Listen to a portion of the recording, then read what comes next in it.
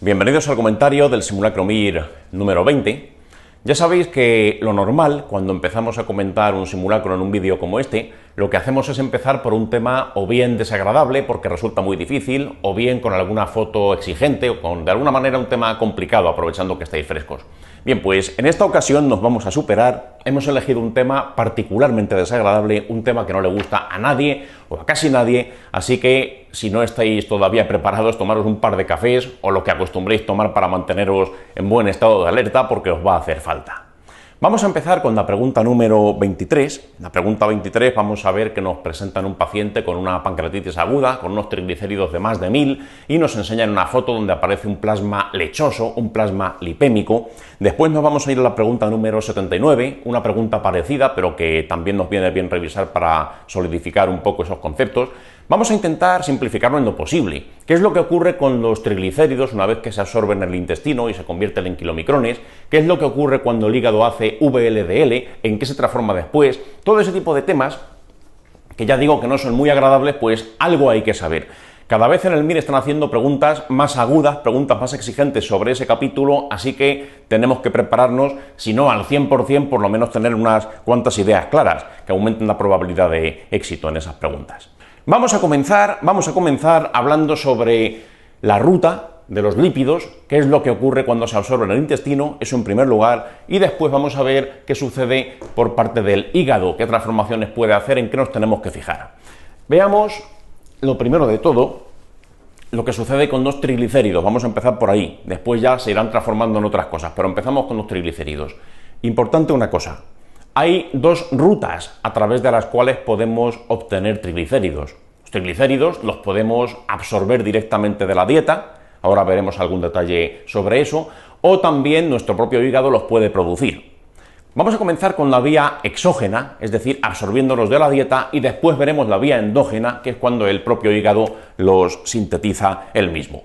Vía exógena de los triglicéridos. Esto de aquí es un asa de intestino. Bien, ¿qué es lo que sucede a nivel intestinal con el asunto de las grasas? Las grasas, para poder ser absorbidas, pues ya sabéis que tienen que participar sales biliares, tienen que participar la lipasa pancreática y todo eso, y llega un momento que ya la grasa puede ser absorbida. ¿Y qué es lo que sucede cuando se absorbe? Atención a este gráfico, importante detalle. Aquí podéis ver una vellosidad intestinal, y fijaros los vasos que están en el interior de esa vellosidad. Ahí tenemos una serie de capilares sanguíneos donde se van a absorber muchas cosas, pero fijaros un pequeño detalle. En el centro de esa vellosidad que vemos ahí, vemos que hay un vaso quilífero, es un vaso linfático. Las grasas se van a absorber y van a pasar a ese vaso linfático, que es lo que se llama el vaso quilífero central, que está ahí en esa microvellosidad. Y todos esos vasos quilíferos, que llevan, como su nombre indica, llevan kilo, el kilo es rico en grasas, rico principalmente en triglicéridos, pues todo eso va a ir coalesciendo, va a ir convergiendo, y todo eso pues va a llegar a anastomosarse, a formar lo que se llama a nivel abdominal la cisterna de Beckett. De ella sube el conducto torácico, y fijaros cómo el conducto torácico, ¿a dónde desemboca? Ahí lo veis en este gráfico, el conducto torácico, que es el que lleva todo ese kilo, todas esas grasas que se absorben a nivel intestinal, desemboca en subclavia izquierda. Detalle importante, fijaros que esas grasas que se absorben en la digestión, o después de la digestión, no se incorporan al sistema porta, no van por ahí. No es como el resto de las cosas que se absorben en el intestino. Esto lo que hace es bypassear ese sistema porta. Si fuese directamente por el sistema porta, pues iría a hígado, pero no es así. Atraviesa pues toda esa serie de vasos linfáticos que veis en el esquema, sube por conducto torácico. Por eso cuando se rompe el conducto torácico, que tenemos un kilotórax, tipo de derrame pleural que ya sabéis que es rico en triglicéridos, que es particularmente lechoso, etcétera. Bueno, pues ese conducto torácico drena en subclavia izquierda y después todo eso se reparte por el organismo. Bien, bueno, pues teniendo esto en mente, fijaros, aquí se van a absorber los triglicéridos de la dieta.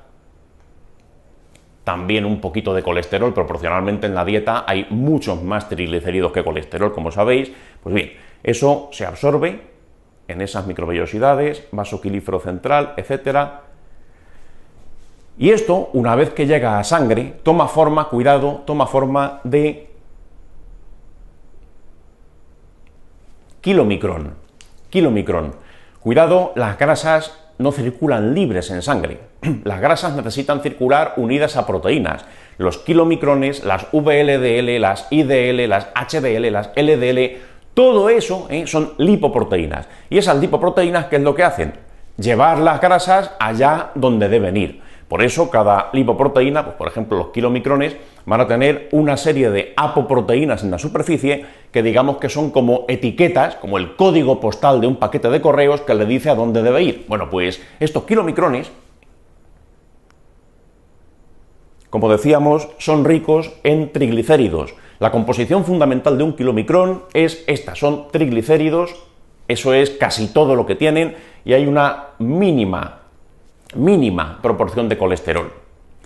¿Dónde van estos kilomicrones? Atención, importante este detalle, esto se ha preguntado tal cual en el MIR. Los kilomicrones son de procedencia dietética, los triglicéridos que llegan aquí son los de la dieta, el kilomicrón es lo que hace. Después veremos la VLDL, cuyo contenido fundamental también son triglicéridos, pero vamos a ver que la VLDL, esto lo explicaremos después, tiene un origen muy distinto. Bien, pues los triglicéridos se absorben, se incorporan a esos kilomicrones y los kilomicrones,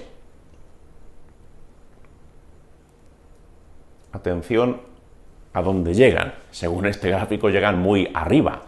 No es que lleguen muy arriba, pero se reparten de forma muy profusa. ¿Qué órganos son capaces de utilizar esos kilomicrones? O más concretamente, de utilizar esos triglicéridos que llevan los kilomicrones. ¿Qué puedo hacer con la grasa? ¿Qué se puede hacer con los triglicéridos? Con ellas se pueden hacer dos cosas. Se puede o bien consumir, eso es una opción, o se puede almacenar, dependiendo de las necesidades energéticas. Entonces, los kilomicrones van a tener dos posibles destinos. Los kilomicrones van a llegar a músculo y van a llegar a adipocito.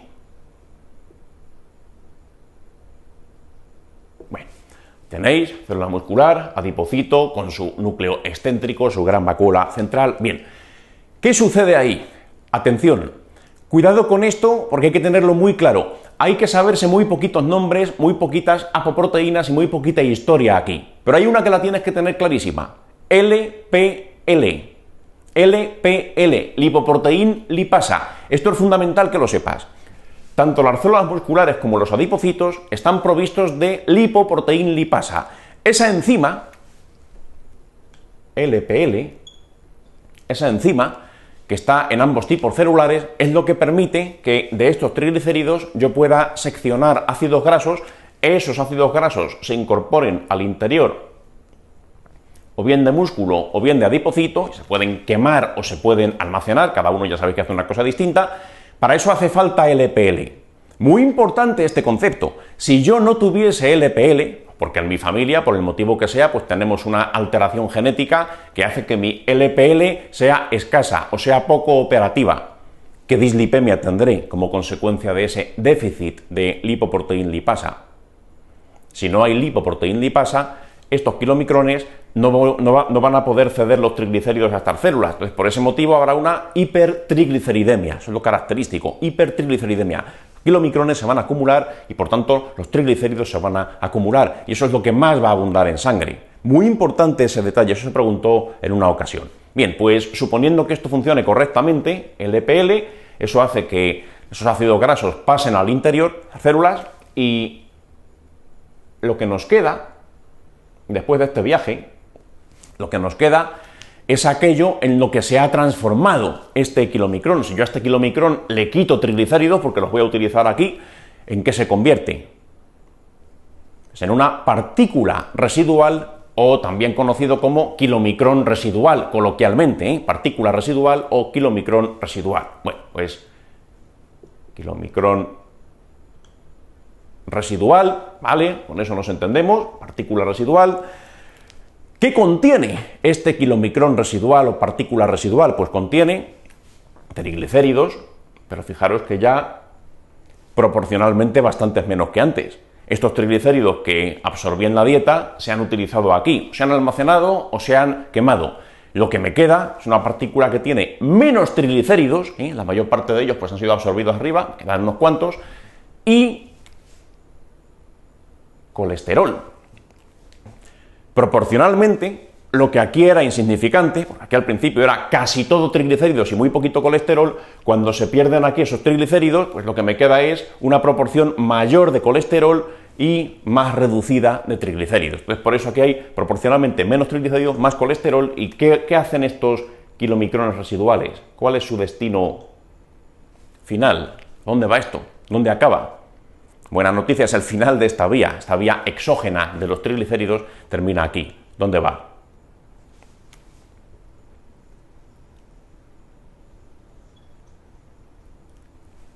Fijaos qué arte tengo, pintando hígados, no es el primero que pinto este año, ya poco a poco, según va avanzando el curso, me va saliendo mejor el hígado. Bien, pues ahí acaba, en el hígado, punto.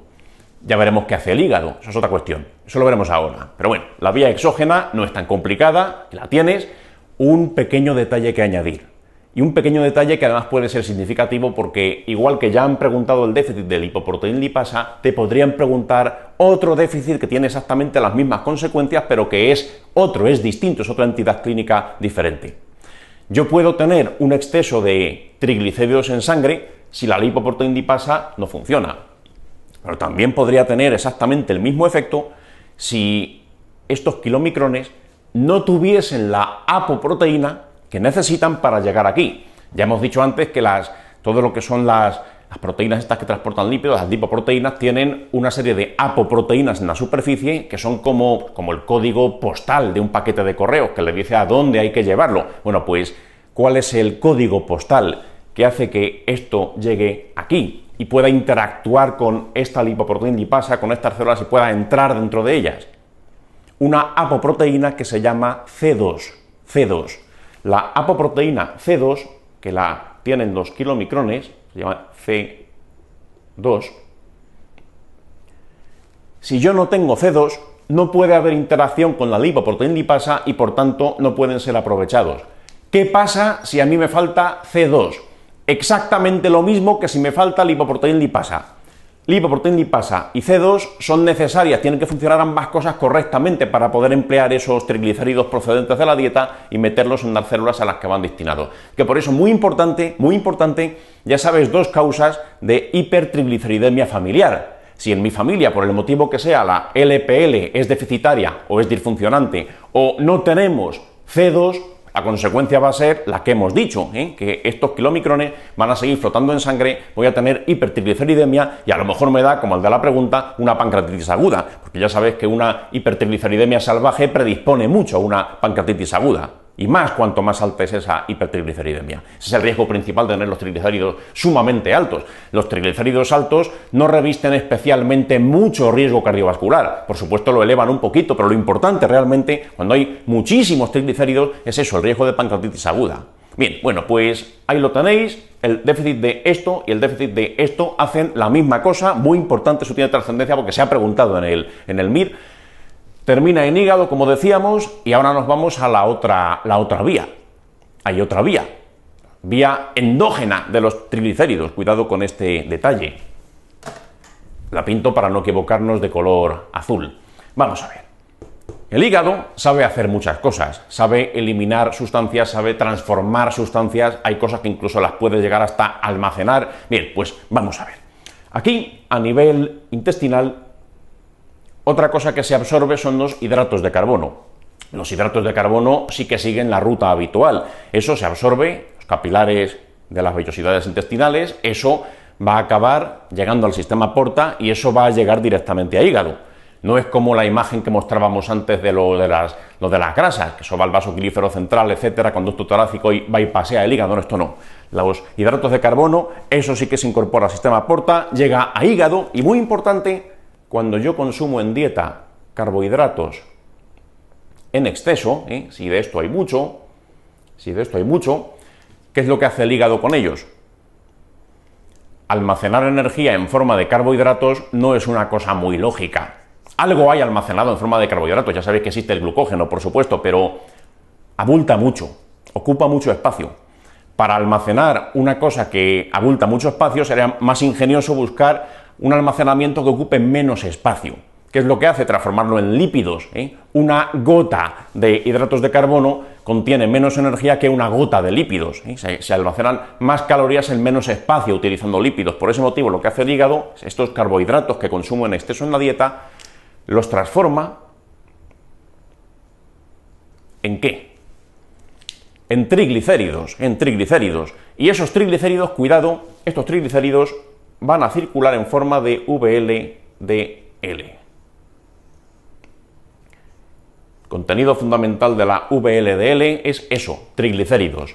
Contiene también una parte despreciable de colesterol, pasa lo mismo que con los kilomicrones de la dieta. Esto, la VLDL, tiene un mínimo de colesterol, una fracción mínima. Casi todo, como decíamos, casi todo son triglicéridos. ¿Y dónde va a ir esa VLDL? Pues exactamente igual que esta de aquí. La única diferencia es que los kilomicrones llevan triglicéridos que vienen de la dieta, se absorben directamente como triglicéridos, y la VLDL lo que lleva son triglicéridos que ha producido el hígado. Se ha producido a partir de estos carbohidratos que me sobraban. He consumido demasiados en la dieta, y por eso, para poder almacenarlo como grasa, que ocupa menos espacio, pues lo transforma en triglicéridos. ¿Y esto dónde va?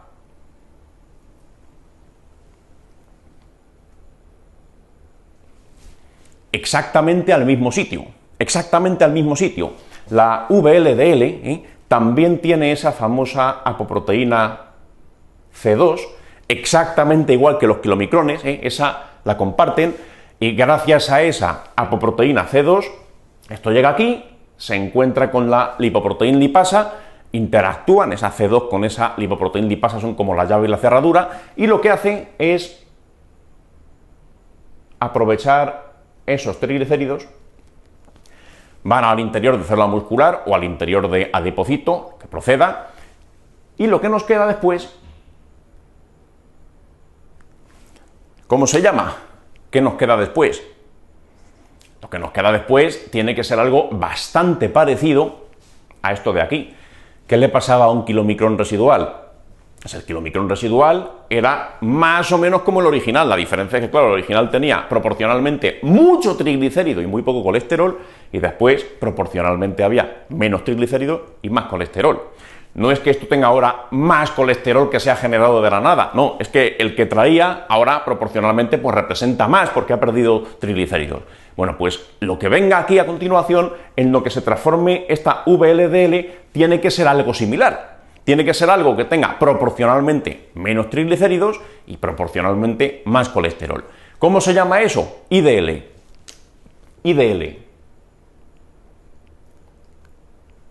Lipoproteína de densidad intermedia. IDL. Bueno, pues ¿esto qué contiene? Contiene triglicéridos y contiene colesterol. Insisto, es como esto. Ha perdido triglicéridos, por eso ahora el colesterol representa más proporción con respecto a los triglicéridos que quedan. Bien, ¿qué pasará con la IDL? ¿Dónde irá la IDL? Bien, esto es más o menos como esto. ¿Dónde irá? Todo depende de las apoproteínas que tenga en la superficie. Ya decíamos que esas apoproteínas que están en la superficie son las que determinan a dónde pueden ir las lipoproteínas. Esta y esta van aquí porque tenían C2, por ejemplo. Hay otras muchas apoproteínas, no tienes que saberte todas porque sería una auténtica locura. Te digo las más relevantes, las que se han preguntado o se pueden preguntar por motivos que solo nosotros conocemos. Bien, pues lo que os decía, esto de aquí, el IDL, una cosa que podrá ocurrir seguramente, y de hecho en parte ocurre, esta es una posible ruta, puede volver a hígado. Igual que hacía el kilomicrón residual o partícula residual, puede volver a hígado. Son equivalentes, se van a comportar de una forma parecida. Pero también puede hacer otra cosa, una cosa que no hacía el kilomicrón residual, pero que la IDL sí puede hacer. ¿En qué se puede transformar? Poco a poco, a medida que circula en plasma, etcétera, pues puede haber una serie de interacciones con cosas que no importan ahora, olvidaros. La cuestión es que puede seguir perdiendo triglicéridos. Puede seguir perdiendo triglicéridos. Claro, si la IDL pierde triglicéridos, ¿qué le queda? Fijaros que aquí más o menos era mitad y mitad. Si sigue perdiendo triglicéridos, lo que va a quedar es puro colesterol. Va a ser algo que contenga fundamentalmente colesterol. Casi todo va a ser colesterol. ¿Cómo se llama esa partícula que viene de las IDL y que se produce a partir de la pérdida de los triglicéridos que tienen las IDL. Queda ya casi todo colesterol, las LDL. Bien, ahí lo tenemos, las LDL. Las LDL son colesterol. Fundamentalmente tienen muy poquito triglicérido, algo tienen siempre, pero tienen muy poquito triglicérido, es casi todo colesterol. Fijaros que todo esto, al final, las LDL, ¿de dónde vienen? Pues de la pérdida paulatina de triglicéridos por parte de otras lipoproteínas. Bueno, pues estas LDL que me quedan al final pueden hacer dos cosas. Pueden ir, o bien,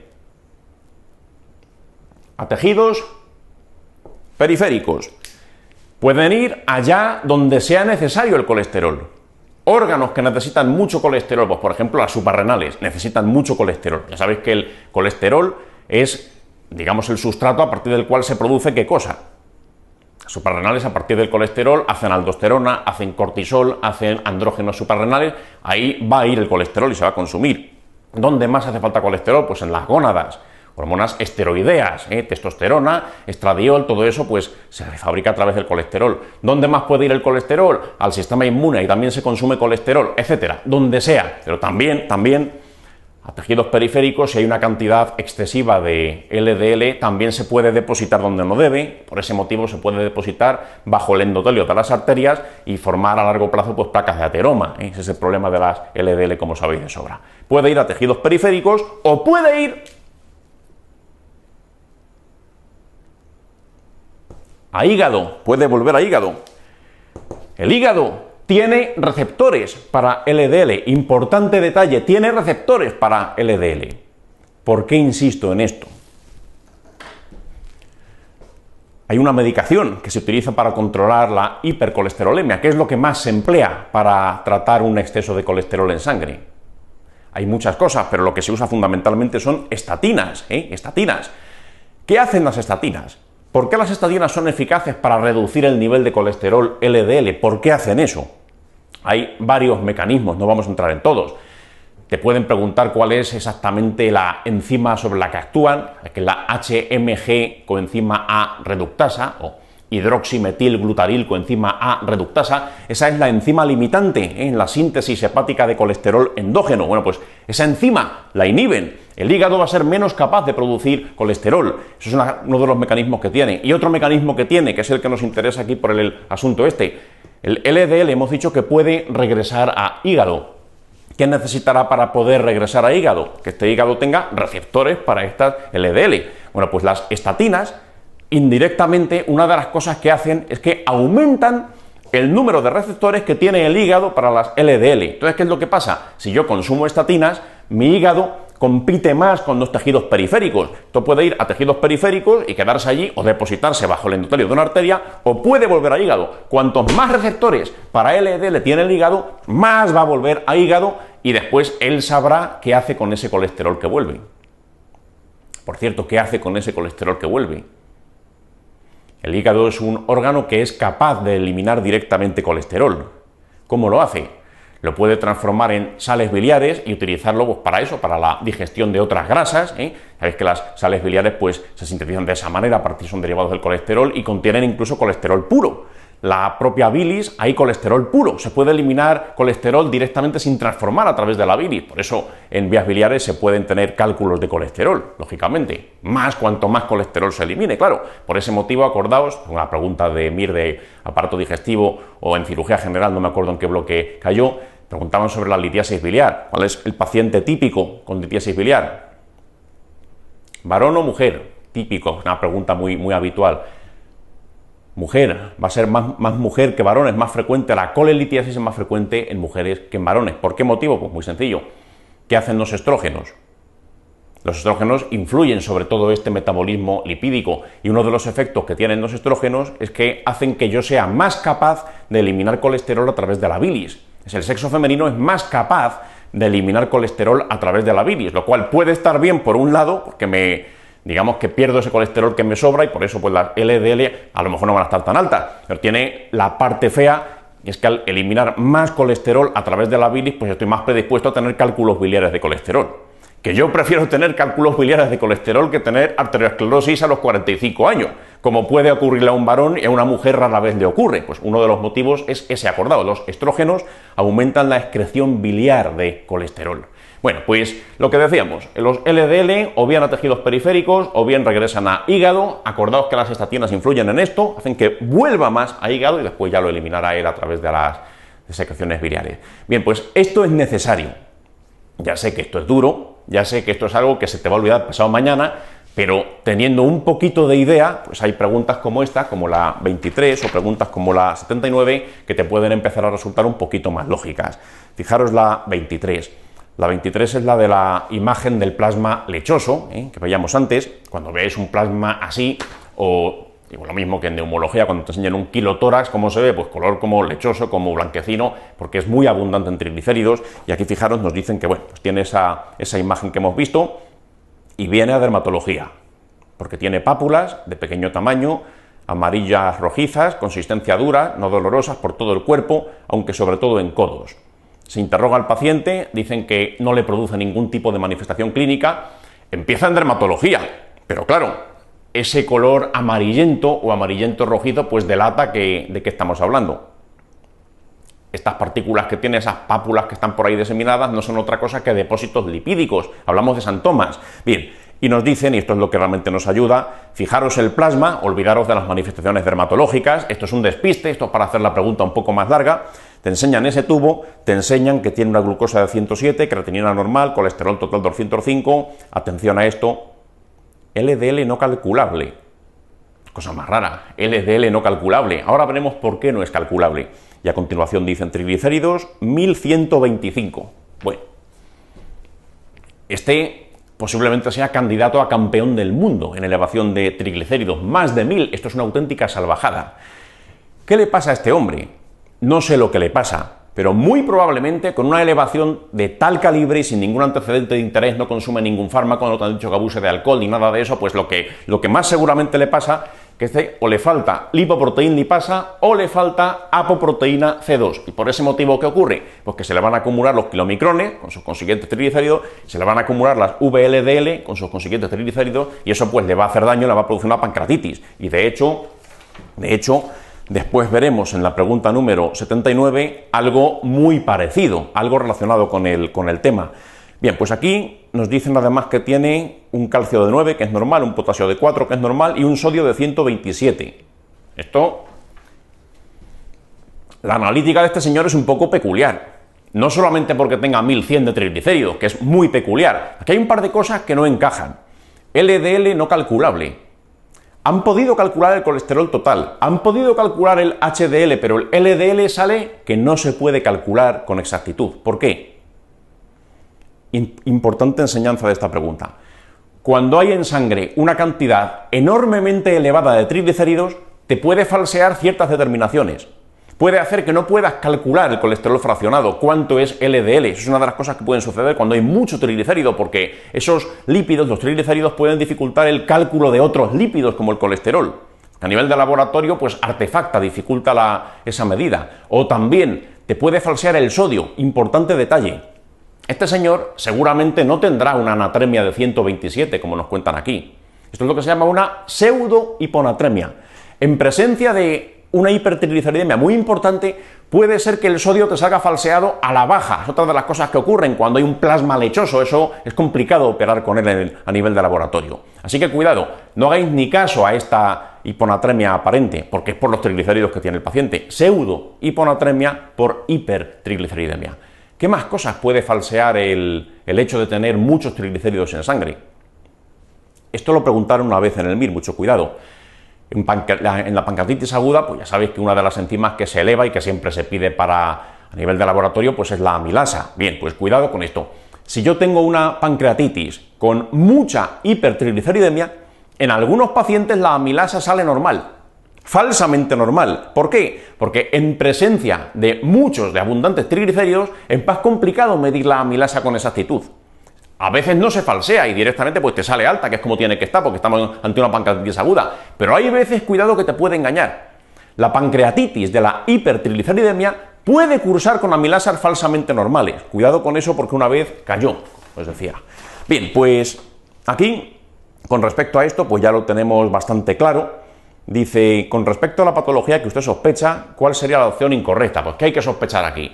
Este señor lo que tiene es una hipertrigliceridemia, seguramente familiar, por eso fijaos que prima especialmente en los triglicéridos, el colesterol total le sale de 205, eso es mínimamente elevado, normal es hasta 200, bueno, de 205 eso ni lo vamos a considerar, pero sí puedes considerar y debes considerar unos triglicéridos de más de 1000, seguramente, o le falta esto o le falta C2, una de las dos cosas, y por ese motivo pues se acumulan en sangre los triglicéridos. Opción por opción, la 1, suele ser de herencia autosómica recesiva, no tienes por qué saberlo, no tienes por qué saberlo, aquí como mucho puedes imaginarte que tiene un componente hereditario, porque estas cosas pues son familiares muchas veces, pero no tienes por qué saber el mecanismo exacto de herencia. No obstante, ya que sale, es verdad que el déficit de lipoproteína lipasa o el déficit de apoproteína C2 es verdad que son de herencia autosómica recesiva, eso es cierto.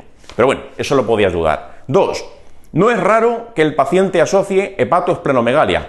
Eso es otra cosa que a lo mejor podrías dudar. Se te puede ocurrir, puedes decir, bueno, pues esa enorme cantidad de triglicéridos que están por ahí, si llegan a depositarse en ciertos órganos, pues a lo mejor resulta que me puede producir hepatoesplenomegalia. El hígado, cuando hay muchos triglicéridos, se puede convertir en un hígado graso, ocupar más espacio.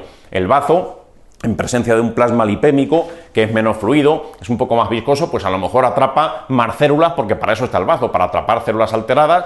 Ya dijimos una vez que los triglicéridos pues se pueden incorporar a las membranas de las células, deformarlas un poquito, y entonces en el bazo pues haber más atrapamiento de hematíes raros, en fin, puede haber varios mecanismos. Pero bueno, la opción número 2, aunque no sepas nada de eso, según viene redactada, no es raro que el paciente presente, pues puede ser permisivo. A lo mejor no lo sabes seguro, pero la gramática no es algo tajante que diga esto seguro que no. Lo que sí que tienes que tener mucho cuidado es con la 3. Esto, por eso insistía tanto antes en qué lipoproteínas son las que, o qué apoproteínas C2 o qué enzimas lipoproteína lipasa están implicadas, esto lo tienes que saber. Si veis a alguien con triglicéridos brutalmente elevados, acordaos, o me falta C2 o me falta lipoproteína lipasa. Por eso la opción número 3 dice, se produce por el déficit de apoproteína B100. Eso no es correcto. Si me faltase apoproteína B100, lo que tendrías es la otra cara de la moneda. Ahí lo que tendría es una elevación importante del colesterol, no de los triglicéridos. Pero bueno, no hace falta que os sepáis exactamente dónde participa la B100. Hay muchas más apoproteínas, y aprender todo eso pues no sería rentable, pero la de los triglicéridos tienes que tenerlas claras, esas dos sí te lo tienes que saber. Ante la duda, cualquier otra que te cuenten, pues piensa que tendrá más que ver con el colesterol y ya está. Bueno, la 3 entonces sería la que no es, esa es la falsa, y por último la 4 dice, se acumulan kilomicrones y VLDL. Sí, porque hay mucho triglicérido y quienes transportan los triglicéridos pues fundamentalmente son estas dos, y el motivo por el cual se acumulan pues es eso, o déficit, o bien de esto o bien de esto, no tiene más. Así que bueno, pues la 3 sería entonces. Fijaros en la pregunta 79, aquí tenemos pues más o menos el mismo concepto, preguntado de otra forma, pero que es lo mismo. Varón de 30 años, bebedor social, viene con un cuadro de dolor abdominal, con vómitos, se hace una analítica y nos encontramos un plasma de aspecto lipémico. Bueno, pues plasma lipémico, ya sabéis lo que eso significa. Este caso, fijaros, ha superado al anterior campeón de los triglicéridos. Este ya no tiene 1100, este tiene 2500 triglicéridos de 4 cifras y bien entradas las 4 cifras. Y este pues ya sí que te ha venido con una pancreatitis. No es que se hayan depositado poco a poco lípidos en la piel y lo mandes al dermatólogo, no. Ha venido con una pancreatitis aguda característica, eso es muy típico cuando alguien tiene mucho triglicérido en sangre. Y te dicen, fijaros en este caso, que la amilasa está en 600. Bueno, aquí la tenemos elevada, pero acordaos, si la amilasa hubiera sido normal, no hubieras podido descartar pancreatitis aguda porque hay veces que falsea el resultado, esa hipertrigliceridemia. Bueno, nos dicen que el colesterol lo tiene en 290, normal para este laboratorio es menos de 240, no sabemos qué determinaciones utilizan o de qué año es esta pregunta, sea como sea, aquí lo que prima que es triglicérido. Entonces, dice, paciente refiere además la aparición de pápulas amarillentas en nalgas y en el dorso de las manos. Bueno, pues ese no es el mayor de sus problemas, pero también lo tiene, como el de la pregunta anterior. ¿Cuál sería la sospecha diagnóstica? Pues aquí nos dicen que es un bebedor social. No creo que eso sea suficiente para justificar la opción número 1. Si yo bebo una enorme cantidad de alcohol, puedo tener una pancreatitis alcohólica, pero aquí el problema no parece que sea ese. Y sobre todo una elevación de triglicéridos de este calibre difícilmente va a ser solo por el alcohol. El alcohol puede elevar los triglicéridos, pero nunca estas cifras. Cuando veáis cifras de más de 1000, más de 2000, todo eso seguramente obedece a algún trastorno genético, no es por ingesta alcohólica.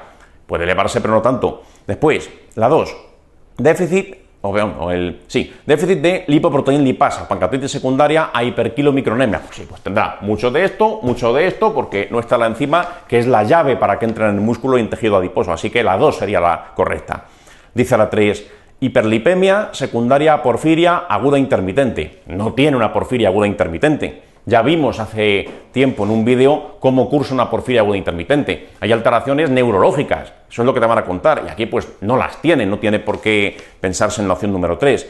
Y por último la 4, dicen perforación gástrica con hipertrigliceridemia de estrés. Vamos a ver, sí que es cierto que existe ese cuadro, la hipertrigliceridemia de estrés. Es cierto que en ciertas circunstancias estresantes para el organismo pueden elevarse un poquito los triglicéridos, pero no se va a hacer más de 2500, que no tiene ningún sentido. Ni va a haber tiempo para que se deposite en piel, ni tampoco voy a tener una pancreatitis aguda por una hipertrigliceridemia de estrés, sería rarísimo. Por eso aquí la 4 pues es un relleno. La opción número 2, esa es la consecuencia lógica. Si me falta lipoproteína lipasa, se eleva esto, y si se elevan mucho, pues pancreatitis aguda. Muy importante recordar estas dos preguntas. Pueden caer, o bien, como pregunta sencilla, ¿dónde viajan los triglicéridos? Pues muy sencillo, esto de aquí, tal, ya está. O puede ser a lo mejor, como en este simulacro, que tengas que conocer cómo se llama en concreto el déficit genético que te lleva a estas cosas. Acordaos, LPL o C2. Si me falta cualquiera de ellas, la consecuencia pues sería esta. Bien, pues nada más con respecto a estas dos preguntas, borramos la pizarra y pasamos a la siguiente. La siguiente pregunta que vamos a comentar es la número 57 y también la 58 y 59, que son sobre el mismo tema, y este tema es el trastorno obstructivo en la asignatura de neumología. Esto es algo que normalmente pues no hubiésemos comentado, pero el motivo de hablar de estas tres preguntas es que durante los últimos simulacros ha habido alguna pregunta relacionada que se ha fallado más de lo esperable, así que bueno, pues vamos a intentar repasar esto un poquito para tener claro qué es lo que tendría que ocurrir para hablar de un trastorno obstructivo en esta asignatura. Fijaros en la 57, nos hablan de un paciente fumador que tiene disnea, nos dicen que tiene tiraje, que tiene hábito asténico, que tiene taquipnea, no hay murmullo vesicular o está muy abolido, no ha tenido episodios de insuficiencia cardíaca, nos hablan de una silueta cardíaca alargada y estrecha, etc. En resumidas cuentas, lo que se ve aquí es un EPOC tipo enfisema. Ya sabéis que clásicamente el EPOC se ha dividido en enfisematosos y bronquíticos crónicos por el aspecto externo, etcétera. Esto ya lo vimos en un simulacro hace ya mucho tiempo. Acordaos que en su día comparábamos en esta misma pizarra, en este dibujo que veis aquí, comparábamos el fenotipo tipo enfisema con Don Quijote, alto, rosado, soplador, tenía hiperinsuflación, tenía las parrillas costales horizontales, tenía mucho atrapamiento aéreo, tenía los diafragmas aplanados, tenía el corazón en gota, corazón en lágrima, y hablábamos pues un poquito las características que eran contrapuestas a la bronquitis crónica, que lo representábamos con Sancho Panza. Sancho Panza es bajito, gordito, azul, porque está cianótico. Acordaos que hay más hipoxemia en la bronquitis crónica que en el enfisema. Acordaos que tenía el tórax sucio, el tórax como un aumento de la trama broncovascular, que es una imagen que no es muy específica, pero que es totalmente opuesta a la que se vería en un enfisema. Al enfisematoso no se le oye nada cuando se le ausculta, hay como una especie de silencio auscultatorio, se oyen como muy lejanos los latidos cardíacos porque hay mucho aire y eso atenúa la transmisión de las vibraciones acústicas. Sin embargo, en el bronquítico crónico se oye un tórax ruidoso, hay mucho roncus, hay mucha sibilancia, etcétera. Bueno, pues todo eso es lo que se veía en aquel vídeo hace ya mucho tiempo. Algunos pues no sonará esta imagen porque vuestro curso todavía no había empezado. Hay cursos que empiezan unos antes que otros. Bueno, pues esto es la imagen que decíamos para comparar bronquitis crónica y enfisema. Pero sea bronquitis crónica o sea enfisema, ¿qué denominador tiene en común? Ambas forman parte de la misma entidad, enfermedad pulmonar obstructiva crónica. ¿Y qué cabría esperar entonces? Pues fijaros la espirometría. Nos cuentan que tiene una capacidad vital forzada del 79%. Bueno, no está muy disminuido, no es una cosa que llame mucho la atención, pero sí que llama la atención el siguiente parámetro. Nos dicen que el BF1 está, fijaros, en un 35%. ¿Qué es eso del BF1 o el FEV1? Vamos a repasar un poquito los aspectos más básicos de la espirometría. Primero hablamos de un sujeto normal, después hablamos de un sujeto EPOC. Una espirometría la vamos a hacer forzada. Ya sabéis que hay espirometrías forzadas y espirometrías en reposo, sin hacer ese esfuerzo expiratorio tan importante. Vamos a hacer una espirometría forzada con un paciente sano. Yo le pido al paciente que se llene los pulmones de aire, él me hace caso, se llenan los pulmones de aire. En este momento, a tiempo cero, antes de que empiece a expulsar aire, tienen los pulmones llenos al 100%. Aquí los pulmones están hasta arriba. Bueno, pues todo esto, si yo lo pudiese medir, atención, si yo lo pudiese medir, porque después vamos a ver que no lo puedo medir con una espirometría, pero si yo lo pudiese medir, ¿cómo se llama eso que contiene todo el aire que está dentro de los pulmones? Ya sabéis que en neumología pues hay volúmenes y hay capacidades. Bueno, pues ¿cómo se llama lo que contiene todo el aire pulmonar? Todo el aire que está en los pulmones. Muy sencillo, capacidad pulmonar total. Bien, pues suponiendo que el paciente tenga los pulmones totalmente llenos de aire, paciente sano, representado por la línea negra, luego en rojo pintaré un trastorno obstructivo para comparar, le digo expulsa el aire con todas tus fuerzas. Lo que hace el paciente es soplar a través del tubo con todas sus fuerzas. ¿Y qué es lo que pasa? Pues que si me hace caso y lo hace bien, ocurrirá algo parecido a esto. Esto es lo que va a suceder. Él expulsa el aire con todas sus fuerzas y casi todo el aire que expulsa lo consigue expulsar en el primer segundo de esa expiración forzada. Primer segundo se pierde mucho aire, más o menos hasta aquí, supongamos que este fuese el primer segundo, y todo el aire restante tarda bastante más en expulsarlo. Casi todo se expulsa al principio, y esto es lógico, esto es normal. Probad vosotros mismos y veréis que el primer segundo ya casi lo has expulsado todo y lo que queda pues es muy poquito.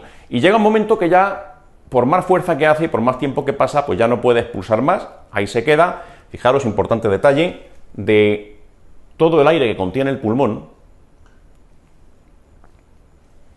hay una parte que he sido capaz de expulsar. Esta parte que he sido capaz de expulsar es lo que se llama capacidad vital. En este caso, como se trata de una espirometría forzada, se llama capacidad vital forzada. Pero en un sano, la capacidad vital, ya sea en una espirometría simple o en una espirometría forzada, da igual, va a ser prácticamente idéntica. No ocurre igual en un EPOC, pero en un paciente sano sí. Bien, pues esta es la capacidad vital forzada, lo que puedo expulsar, y hay un aire que no se puede expulsar, que se llama volumen residual y que me va a acompañar toda la vida, sin que yo pueda expulsarlo por mucha fuerza que yo haga. ¿Por qué no se puede expulsar el volumen residual? Cuando naces el pulmón está totalmente vacío de aire y no hay ni una gota de aire. Cuando ya vienes a este mundo y te pones a llorar por primera vez, etcétera, porque estás frío con respecto al medio donde estabas y hay mucha gente y hay luces y no es un ambiente que te resulte agradable, pues empiezas a llorar, se expanden los pulmones, entra un aire y ese aire que entra luego no sale. Es el volumen residual. Y esto tiene incluso trascendencia a nivel médico-legal. Si yo quiero saber si un feto ya estaba muerto intraútero y nació directamente muerto, no tengo otra cosa que sacarle los pulmones, los sumerjo en un recipiente de líquido y si nunca llegó a dar esa bocanada de aire, nunca llegó a nacer y llorar, etcétera, pues se hunde directamente. Si lo que ha ocurrido es que ha muerto las primeras horas y ha habido lugar a que llore, etcétera, e inhale aire, pues flotaría, porque ese volumen residual no se puede expulsar de esos pulmones, no hay forma de hacerlo. ¿Por qué no se puede expulsar ese volumen residual? Si yo ejerzo una gran presión positiva en el tórax, una expiración forzada, llega un momento en el cual esa presión positiva en el tórax se traslada a la vía aérea y a pesar de que yo hago mucha fuerza, también se colapsa la vía aérea y entonces pues ese volumen residual no se puede llegar a expulsar. La propia fuerza que yo ejerzo y que hace que el aire salga también estrecha la vía aérea porque la comprime desde fuera y hay un volumen que es imposible que salga de esos pulmones, por lo menos por medios naturales, porque yo sople. Bien, ahí lo tenemos, esto y esto representarían en total todo el aire que contiene el pulmón. Importante detalle, antes decía, no puedo medir con una espirometría esta capacidad pulmonar total. ¿Por qué? Muy sencillo. ¿Qué mide la espirometría? La espirometría lo que mide es un aire que sale por un tubo. Yo puedo soplar por un tubo con todas mis fuerzas, o podría inspirar a través de ese tubo, y lo único que puedes medir con una espirometría es ese aire que entra y sale, todo lo que pasa por ese tubo. Pero es que el volumen residual nunca va a pasar por ese tubo, no puedo expulsarlo de mis pulmones. No se puede medir, cuidado, no se puede medir el volumen residual con una espirometría, no se puede. No se puede, por consiguiente, medir la capacidad pulmonar total con una espirometría. Eso es imposible, porque cuidado, la capacidad pulmonar total incluye capacidad vital forzada, que esto sí es medible con esta técnica, e incluye volumen residual, que no es medible con esta técnica.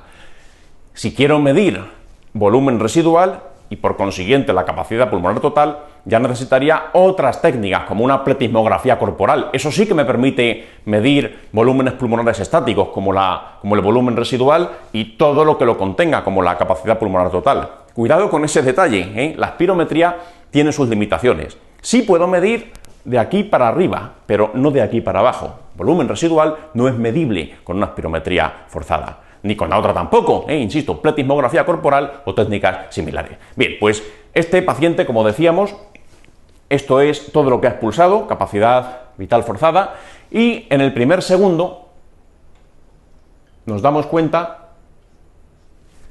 que ha expulsado la mayoría del aire. De todo esto que ha expulsado en total, capacidad vital forzada, la mayor parte se ha expulsado en el primer segundo de esa expiración. Bueno, pues esto es lo que se llama el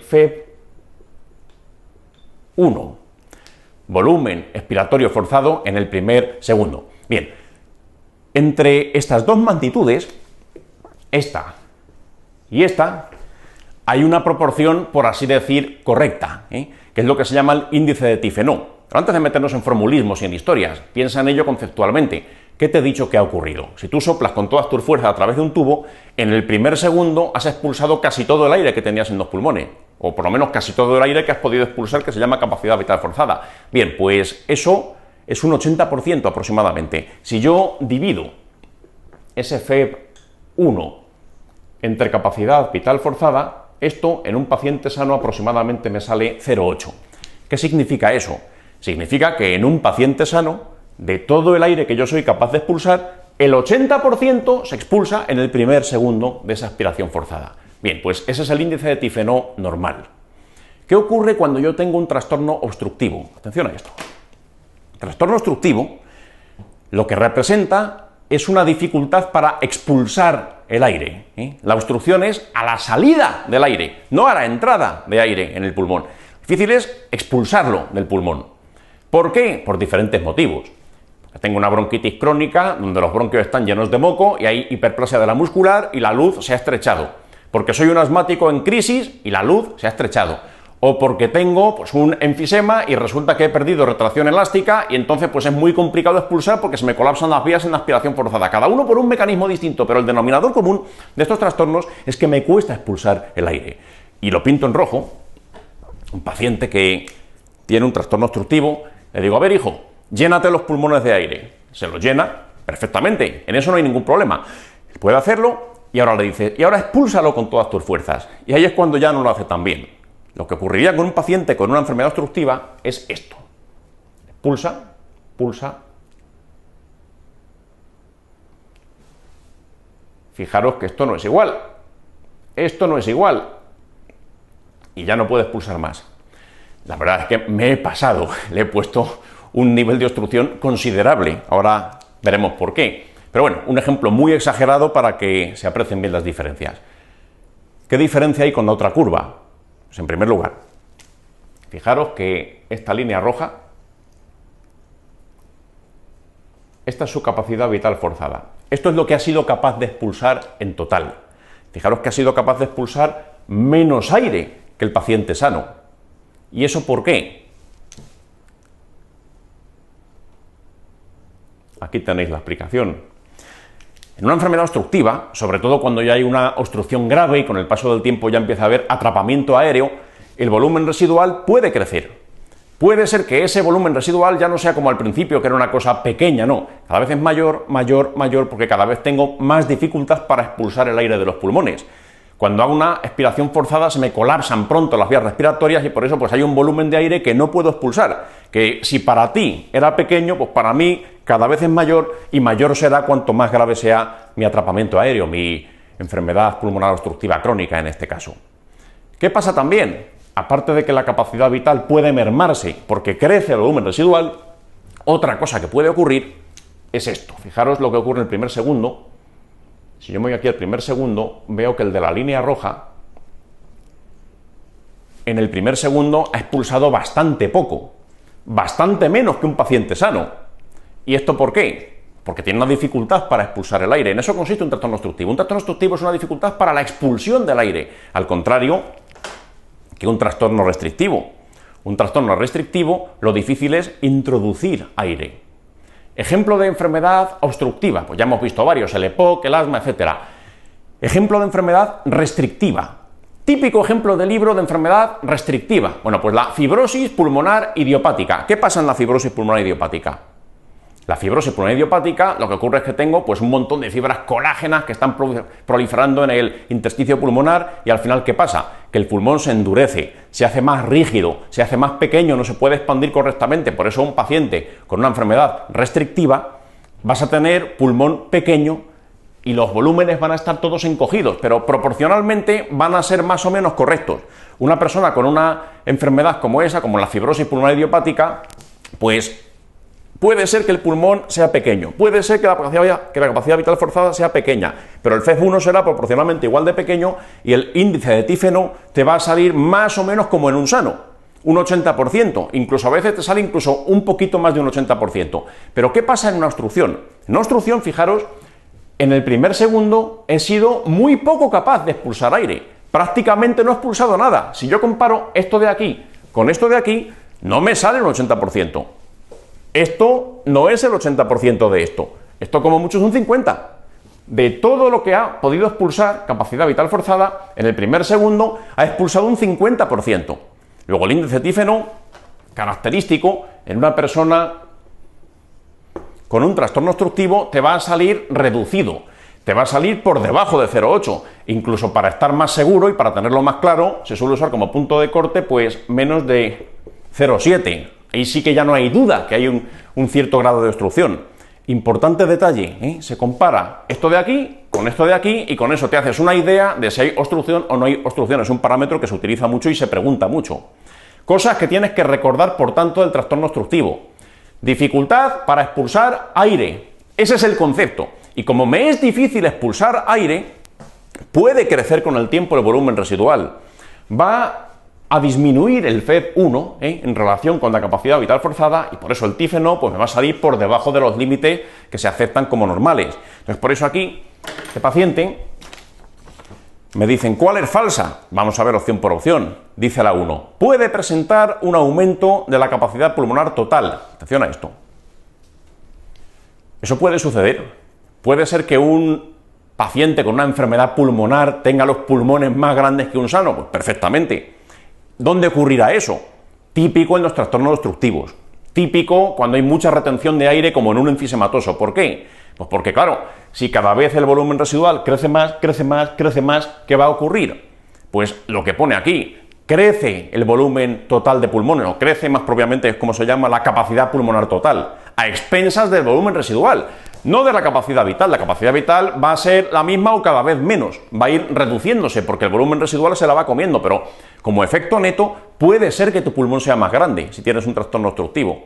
De ahí ese famoso tórax en tonel que se les queda a los enfisematosos. Pulmón enorme, pero poco funcional, con poco vaso, con septos alveolares destruidos, etc. Bueno, pues ahí lo tenéis, es verdad que podría crecer, y luego dice,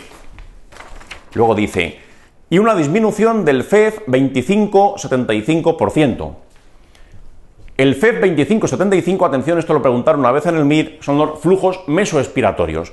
Tienes que saber de esos flujos mesoexpiratorios, como su nombre indica, pues mide el aire que sale por ese tubo de la espirometría en la mitad de la expiración forzada. Si todo esto es la expiración forzada, pues que sea más o menos esto, 25-75. Bueno, pues esto de aquí es lo que se estaría midiendo, es el FEV 25-75, el 25%, el 75% de esa aspiración. Bien, pues este parámetro importante es muy precoz su alteración, muy precoz su alteración.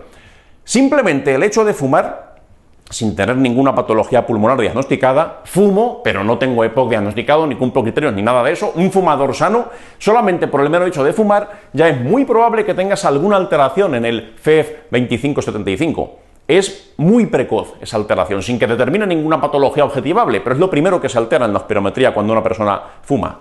Bien, pues por ese motivo la opción número 1 pues tiene todo el sentido. Podrá tener pulmones más grandes por atrapamiento aéreo y el FEV 2575 pues lo tendrá alterado desde hace mucho tiempo, porque es fumador. Después, opción número 2. Presentará una disminución del volumen residual. Mentira, al contrario, el volumen residual tiende a crecer cada vez más, sobre todo en un paciente con enfisema, así que la 2 es falsa. 3. Presentará una disminución de la capacidad de difusión de monóxido de carbono. Importante detalle este. No voy a entrar en profundidades ni voy a describir la técnica porque entonces pues, nos vamos a eternizar, pero lo que tienes que saber, ¿qué mide la DLCO? La capacidad de difusión del pulmón. ¿Dónde se altera típicamente la DLCO? Muy sencillo. Cuando tengamos destrucción de las paredes de alveolos, si destruyo las paredes de los alveolos, que a su vez tienen vasos, pues hay menos superficie de intercambio. ¿Dónde ocurre eso típicamente? En el enfisema. En el enfisema se altera mucho la DLCO. Se van a romper las paredes de los alveolos, puedo intercambiar menos gases. Otro grupo de trastornos donde también se altera mucho la DLCO. Patología intersticial. Enfermedades intersticiales, ¿en qué consisten? Globalmente consideradas en el intersticio, es decir, entre el alveolo y el capilar, en un espacio que prácticamente es inexistente y que es virtual más que real, se va a interponer algo. Por ejemplo, en la fibrosis pulmonar idiopática, pues van a tener fibras colágenas. En la silicosis, pues va a haber sílice y con el paso del tiempo, pues va a ocurrir también fibrosis paulatina con el paso de los años. En la linfangioleiomatosis, pues va a haber células musculares lisas y vasos linfáticos, etcétera. En cada una lo suyo, pero ¿qué tienen como denominador común? Que hay algo en intersticio que dificulta el paso de oxígeno del interior del alveolo a los vasos alveolares. Y eso dificulta la difusión. A DLCO, acordaos, dos ejemplos característicos. Enfisema y enfermedad pulmonar intersticial, del tipo que sea. Ahí se altera mucho la DLCO. Pues aquí, como estamos ante un enfisematoso, pues la 3 es clara y la 4 dice disminución de la retracción elástica. Eso es muy típico del enfisema. Esto quizás sea un poco más abstracto, es un poco más difícil de comprender, pero es mucho más gráfico si lo vemos de la siguiente manera. Imaginaros un globo de los que hinchan los niños para jugar. Yo hincho un globo y una vez que el globo está hinchado y tengo la boquilla cerrada, ¿qué pasa si abro la boquilla? Si abro la boquilla, el globo se desinfla. ¿Por qué ocurre? Porque el globo tiene retracción elástica, está hecho de goma. Bueno, pues los pulmones también, exactamente igual. Llénate los pulmones. Fíjate que para mantener los pulmones llenos tengo que hacer un esfuerzo activo. Yo ahora tengo los pulmones llenos porque mantengo una cierta tensión en mis músculos inspiratorios. Pero si yo dejo de hacer ese esfuerzo, ¿qué pasa? Tienden a vaciarse. ¿Por qué? Porque los pulmones tienen retracción elástica. No están hechos de goma como el globo, pero tienen retracción elástica. Hay fibras elásticas en los pulmones, cuidado con eso. Un pulmón sano tiene retracción elástica. Un pulmón sano se parece a un globo. Lo hinchas y después, si abres la boquilla, si dejas de ejercer ningún tipo de fuerza, ni hay presión negativa en el tórax, ni hago nada con mis músculos, pues tiende a vaciarse. De forma basal ya sabes que hay una presión negativa en el tórax, pero yo para inspirar, gracias a mis músculos inspiradores, la tengo que volver más negativa. Ahora es muy negativa, pero porque estoy inspirando. Si dejo de hacerlo, tiende a vaciarse, retracción elástica. ¿Qué pasa si yo pierdo esa retracción elástica? Imagínate, en lugar de un globo, de los que hemos descrito que usan los niños, imagínate una bolsa del supermercado. De esas que ahora te cobran 5 céntimos por ellas y que cuando las doblas hacen muchísimo ruido. Bien, bueno, pues esas bolsas, una bolsa de supermercado, yo la hincho, ahora está hinchada la bolsa. ¿Qué pasa si abro el cuello de la bolsa? Sigue llena de aire. ¿Por qué esa bolsa del supermercado sigue llena de aire? No se expulsa el aire como ocurre en un globo. Porque no tiene retracción elástica, está hecha de otro material. Bueno, pues esto es exactamente lo mismo que ocurre en un pulmón enfisematoso, exactamente esto. Un pulmón enfisematoso, debido a fumar durante mucho tiempo o por un trastorno genético, por ejemplo el déficit de alfa-1 antitripsina, tal, bueno, lo que ocurre finalmente es que hay una activación de las colagenasas, se van a fragmentar todas esas fibras elásticas, esas fibras colágenas que determinan el esa retracción elástica del pulmón y se convierte en ¿qué? O sea, es como una bolsa del supermercado. Se puede llenar de aire, no hay ningún problema, pero después no se va a expulsar ese aire de forma automática, pierde esa capacidad. Por eso, ¿qué tiene que hacer un enfisematoso para expulsar ese aire? No tiene retracción elástica a su pulmón, él tiene que hacer un esfuerzo activo. Por eso un enfisematoso, como no tiene esa retracción elástica, para vaciar el pulmón tiene que estar... Tiene que hacerlo él. A mí se me vacía solo, se me llena, se me vacía solo. A él no. A él, para poder vaciarlo, tiene que hacer un esfuerzo voluntario con la caja torácica, y por ese motivo, ¿qué le pasa? Es rosado y soplador, tiene que movilizar continuamente la caja torácica, y esos músculos inspiratorios se le van a cansar, por eso tiene más sensación de disnea un paciente con enfisema. Acordaos de eso, disminuye la retracción elástica, un globo se convierte en una bolsa del Mercadona, o de cualquier otro supermercado, sin que pretenda hacer publicidad de ninguno en concreto. Bien, pues lo que decía entonces, la opción número 2 sería la falsa. En un trastorno obstructivo tiende a crecer el volumen residual, no a menguarse, ni mucho menos. Con respecto a la restricción, cuidado, un trastorno restrictivo, ¿cómo sería? Un trastorno restrictivo tendrías probablemente un pulmón más pequeño, una capacidad vital más pequeña, un FEV1 más pequeño, pero si yo comparo en un restrictivo esto con esto, me sale normal, me sale rondando el 0,8, en algunos casos incluso ligeramente aumentado. Claro, tú piensas lo que estás midiendo con esta curva. A ver, vacía el pulmón con todas tus fuerzas. Yo lo hago, y tardo pues lo que tarde. Imagínate que mi pulmón estuviese pequeño y encogido. Pulmón muy pequeño y encogido. Vacía el pulmón con todas tus fuerzas. Ya está. Cuando es muy pequeño, cuando ya está muy restringido, muy encogido, está muy reducido todos los volúmenes, todas las capacidades, puede ser que el TIFNO te salga incluso incrementado. En el primer segundo le ha dado tiempo a vaciar más que a un sano, porque está el pulmón muy pequeño. Resumen de todo esto. Trastorno obstructivo, dificultad para expulsar el aire. Trastorno restrictivo, dificultad para introducir el aire. Fibrosis pulmonar idiopática, pulmón rígido, duro, tal, no se expande bien. Bueno, trampa típica, acordaos, las espirometrías. Ojo, esto no es medible en una espirometría. Esto hace falta técnicas que son diferentes. De hecho, aquí fijaros, en la propia pregunta 57, fíjate cómo le han hecho una espirometría, esa es la prueba que le han practicado. Dice, espirometría, capacidad vital forzada, tanto, BEF1, tanto, TIFNO, tanto. Fijaros que en esta pregunta 57 no te dicen en ningún momento cuánto mide el volumen residual, porque solo le han hecho una espirometría, no le han hecho una pletismografía corporal. No pueden saber solo con una espirometría cuánto vale esto. Y si no sé cuánto vale el volumen residual, tampoco sé cuánto vale la capacidad pulmonar total. Cuidado, porque eso en su día fue preguntado y no os podéis ni imaginar la cantidad de gente que falló. Una pregunta de los años 90.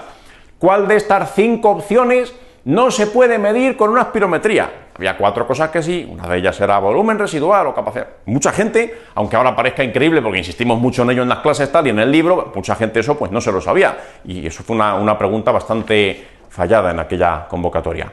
Bueno, pues nada más sobre la 57. Vamos ahora a la 58. Atención, esta es una pregunta bastante dura. Quien haya fallado a la 58, que no se preocupe, es una pregunta con muy mala intención. Dice la 58, una paciente de 35 años está siendo estudiada en neumo por tos, por disnea, no fuma, y fijaros el estudio funcional que nos presentan. Dice, FEV1, 62%, está alterada, bien, está disminuida. Nos dicen, capacidad vital forzada, 102%, normal. Pero el cociente entre el FEV1 y la capacidad vital forzada me sale 57%, es decir, en el primer segundo solo ha sido capaz de expulsar el 57% de su capacidad vital forzada. ¿Qué tiene entonces? ¿Dónde orientarías esto? ¿Esto a qué capítulo iría? Esto es un trastorno obstructivo. No sé cuál, no sé qué enfermedad tiene en concreto, pero aquí hay una obstrucción. Te están diciendo un TIFNO disminuido. Bien. Y atención al siguiente dato, que este es el dato mortal. Esta es la trampa que te puede hacer fallar la pregunta y que te tendrías que fijar mucho en ello para acertarla. Dice, DLCO, 57%. Es decir, tiene muy claramente alterada la capacidad de difusión. Piensa una cosa. Piensa una cosa. ¿Qué es lo primero que se te pasa por la cabeza si alguien tiene un trastorno obstructivo y además se le altera mucho la DLCO. Lo primero que se te pasa por la cabeza. Automáticamente un enfisema, automáticamente. En el enfisema, igual que en la bronquitis crónica, va a haber un trastorno obstructivo, objetivarlo en la espirometría. La diferencia, o una diferencia entre enfisema y bronquitis crónica, es que en el enfisema, como se van a destruir muchas paredes alveolares, además se altera la capacidad de difusión, mucho. En la bronquitis crónica casi no se altera, puede ser normal en la mayor parte de los casos, pero en el enfisema la DLCO se altera mucho. Es el típico ejemplo de trastorno obstructivo con DLCO disminuida, es el enfisema. ¿Cuál es el problema? El problema es que es una mujer que no fuma, difícil que tenga enfisema. Es una mujer joven, con 35 años, aunque fumes, es difícil que tengas enfisema porque no te habrá dado tiempo, y el problema principal es que entre las 4 opciones pues no aparece el enfisema. Entonces, esto es lo que complica la pregunta. Vamos a ver opción por opción. Dice la opción número 1, asma bronquial. A ver, el asma. ¿El asma podría darme un trastorno obstructivo? Perfectamente. Sobre todo durante las crisis. A lo mejor fuera de las crisis el asmático, pues si no es un asma muy importante, pues puede ser que sea normal, pero en las crisis sí que habrá obstrucción si yo le pido hacer una espirometría. Pero una cosa, ¿el asma altera la DLCO? ¿El asma altera la capacidad de difusión? No, no es la 1. Ya sé que mucha gente estaba deseando que fuese la 1. Es lo que más le cuadra por la edad de la paciente, obstrucción a esa edad tal, no fuma, pues será asma. No es asma. La DLCO sería normal en el asma. En el asma no hay ningún motivo para difundir mal, para que se intercambien mal los gases. No es asma. Siguientes opciones. Fijaros la número 4, obesidad, o la número 3, trastorno neuromuscular. ¿Qué producirían? Si yo tuviese una obesidad, pero una obesidad muy importante, no cualquier obesidad, una tremenda obesidad. Una obesidad hasta tal punto que me dé algún trastorno respiratorio, ¿qué tipo de trastorno sería? Restrictivo. Restrictivo. ¿Por qué? Si mi abdomen es tan globuloso, tan rico en grasa visceral, mis diafragmas están incluso elevados porque abajo pues tengo una bolsa de grasa impresionante, estoy sumamente obeso hasta el punto que me compromete a nivel ventilatorio, ¿qué es lo que está haciendo? Robar espacio al pulmón. Una persona que tiene una obesidad muy importante, en todo caso tendrá una restricción, una dificultad para meter aire en los pulmones, por compromiso de espacio, porque por debajo tenemos una bolsa de grasa enorme que me está robando espacio a la caja torácica. Eso es lo que pasa. Entonces, por eso, la opción número 4 no justificaría una obstrucción como en este caso, sino una restricción, y tampoco habría por qué alterarse la DLCO. La número 3, trastorno neuromuscular. Es un trastorno neuromuscular, se me paralizan los músculos, pues no podré tener suficiente fuerza para movilizar correctamente la caja torácica. Si tengo poca fuerza, puedo inspirar con bastante dificultad, no tengo fuerza suficiente para ejercer una presión muy negativa y que se me llenen los pulmones. Por ese motivo, un trastorno neuromuscular lo que no puede hacer es meter aire en los pulmones, por debilidad muscular. Luego, entonces, la opción número 3, eso sería una restricción. Sin embargo, la 2, sarcoidosis, mucha gente no habrá querido poner esa, y sin embargo es la respuesta correcta. Esta pregunta está cargada de veneno, es una pregunta muy dura. ¿Por qué? La sarcoidosis, normalmente, ¿qué es lo que produce? Un trastorno restrictivo. Eso es lo más frecuente cuando alguien tiene sarcoidosis. Lo más común es eso, una restricción. Pero cuidado, la sarcoidosis también puede producir obstrucción. No es lo más normal, ni mucho menos. Lo habitual, en caso de producir algún tipo de trastornos, es mucho más común la restricción, en caso de producir algo, porque hay muchas sarcoidosis que ni siquiera fibrosan parénquima pulmonar, tienen simplemente pues sus adenopatías ciliares bilaterales, etcétera, pero no hay fibrosis del parénquima, muchos casos. Bueno, pues en el caso de que se altere el parénquima pulmonar, lo más normal, insisto, restricción, pero en algunos casos de sarcoidosis puede haber obstrucción, porque puede comprimir con esos granulomas que se producen, esa fibrosis puede comprimir desde fuera la vía aérea y puede producir, en unos pocos casos, un trastorno obstructivo. No es frecuente, no es normal, pero lo puede hacer. Y en este caso es que no me queda más remedio. No puedo marcar más que la 2. ¿Por qué? Porque mira, la DLCO sí que se puede alterar, eso sí, en una sarcoidosis, porque eso es patología intersticial al fin y al cabo. Me puede justificar una alteración de la DLCO. y me puede, aunque no es frecuente, producir también obstrucción. Es por eso, las dos cosas juntas en el asma no son coherentes, porque en el asma no hay ningún motivo para que se altere la DLCO. Sin embargo, en la sarcoidosis, aunque sea raro, puede obstruir. Entonces, la 2 es la que mejor encaja en este contexto. Acordaos además la sarcoidosis, en qué tipo de paciente ocurría. Mujeres, jóvenes, no fumadoras, te están ayudando más o menos con esos datos para que pienses en la 2. Pero es una pregunta complicada. Si alguien la ha fallado, pues que no se torture, ¿eh? La mayor parte de la gente, pues probablemente al hacer el simulacro no se acordaba que la sarcoidosis rara vez puede producir un trastorno obstructivo. Lo más frecuente es la restricción. Eso es lo que hace que la pregunta sea complicada. Da igual si habéis fallado, es una enseñanza que puedes sacar de aquí y ya está. Y por último, volvemos a la normalidad, volvemos a los casos de siempre, fuera de excepciones raras. Pregunta 59, aquí sí que lo vemos claro. Dice la 59, un adulto viene con estos patrones: capacidad pulmonar total 110%, pulmón más grande de lo normal sería un 100%, tifenó 30%, es decir, una obstrucción como una casa. Y después me dicen, y difusión pulmonar 25%, alteración de la capacidad de difusión. ¿Cuál es el trastorno que, lo primero que cruza tu mente, qué es? Un enfisema, ya está. Trastorno obstructivo con alteración de la DLCO, casi siempre va a ser un enfisema, como en la 59, respuesta correcta, la 3. De acuerdo, que fijaros que en la 59 también sale la opción número 4, sarcoidosis, sale ahí. Es mucho más normal, mucho más frecuente que sea la 3, enfisema, mucho más, ¿eh? Así que bueno, por eso la 58 es la rareza y la 59 es el matiz para que nadie se quede con la cantinela de que la sarcoidosis lo típico es obstrucción con alteración de la DLCO. De eso nada. Sarcoidosis, lo normal es la restricción. Lo que pasa es que en la 58 no encajaba ninguna opción mejor. En la 59 claramente es el enfisema la que tienes que preferir. Bueno, pues nada más con respecto a estas 3 preguntas. Todo lo que tiene que ver con espirometrías, pruebas funcionales respiratorias, pues hay gente que le cuesta. Es normal, esto es complicado. Si alguien tiene mucha dificultad con esto, que se vaya a la parte de desgloses en los primeros capítulos del manual donde se habla de fisiología pulmonar, todo eso. Es muy rentable saberte eso porque después se entiende mucho mejor el resto de la patología respiratoria. Así que bueno, pues borramos la pizarra y pasamos a la siguiente pregunta.